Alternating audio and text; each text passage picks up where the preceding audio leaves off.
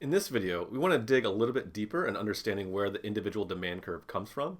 And so to do that, we're going to be applying our rational rule of comparing marginal benefit to marginal cost in terms of the decision process for a consumer on how much to buy. Here we want to apply our rational rule for buyers to the decision of how many of a units that we want to buy to maximize our economic surplus. Right, so this is going to be the demand decisions, and we can build the individual demand curve from this type of thinking.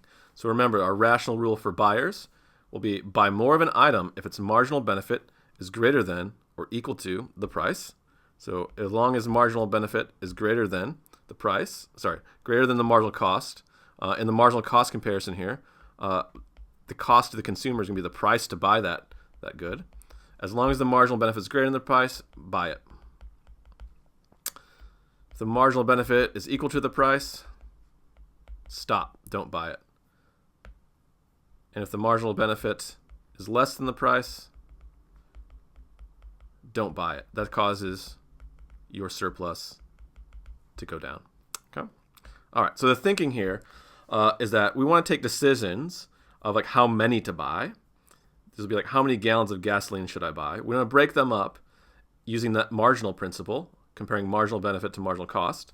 Right? Should I buy one more gallon? Right. So take this how many to buy. Should I buy another one? Should I buy another one? Should I buy another one? Right. So then we take that should I buy one more gallon question and apply the cost benefit principle.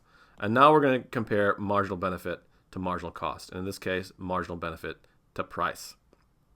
Right? Make sure we apply the opportunity cost principle. Right. So we need to get our cost comparison, we need to assess the marginal benefit of driving relative to the next best alternative.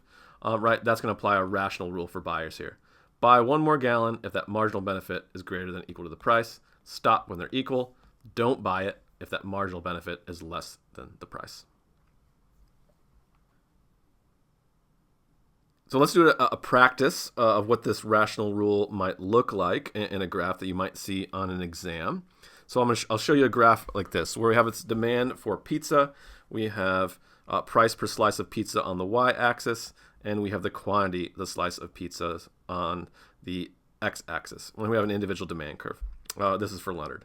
Right, so the question might be, how many slices of pie is Leonard willing to buy at $3 per slice?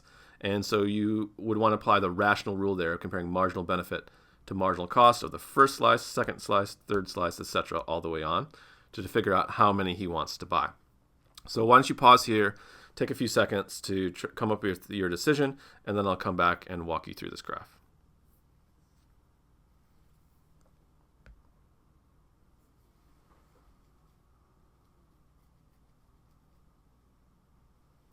Great.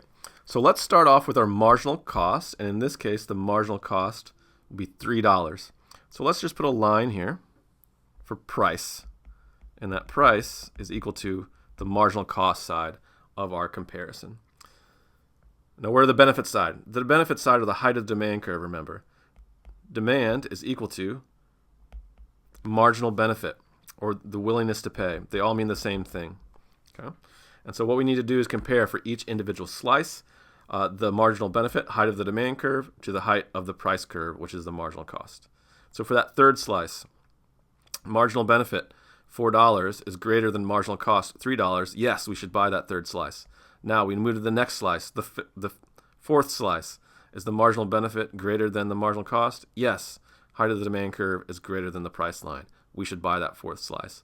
Move on to the fifth slice. Which one's greater? Actually, they're equal here. Marginal benefit equals marginal cost, and so we're going to stop right there. The rational rule says stop with that fifth slice where they're equal and purchase 5 slices. This will maximize that economic surplus. Okay, now I'm going to go for a couple more. Let's go to that sixth and seventh slice. Sixth and seventh slice out here, right? That vertical distance, the price line, marginal cost, is greater than the height of the demand curve. So costs are greater than benefits. That's bad. This is like negative economic surplus. Don't do it. Go out here. The marginal cost is 3. The marginal benefit is only 2. And so this would be a negative economic surplus if you actually consumed out to that seventh slice of pizza. So here we can get a number. So that difference is 3 of cost, benefit of 2, and so we have a -1 economic surplus. That's bad. Don't do it. So that's why we're going to use that rational rule. That's telling us at a price of $3, you want to consume 5 units.